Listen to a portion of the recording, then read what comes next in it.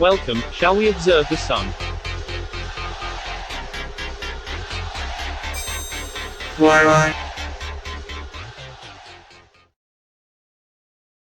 Solar flare and radio blackout.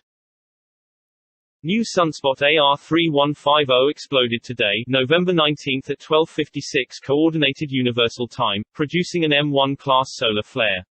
NASA's Solar Dynamics Observatory recorded a shock wave emerging from the blast site at 930 km a second, 2 million miles per hour.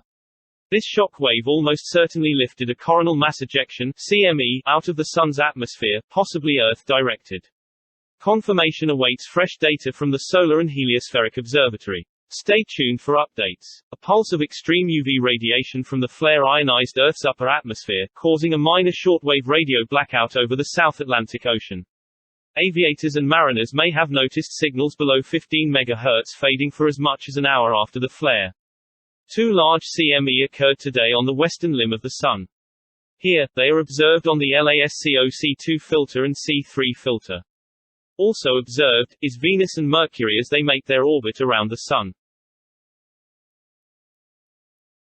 Orion is about to buzz the Moon. NASA's Orion spacecraft is approaching the Moon for an orbit-changing flyby.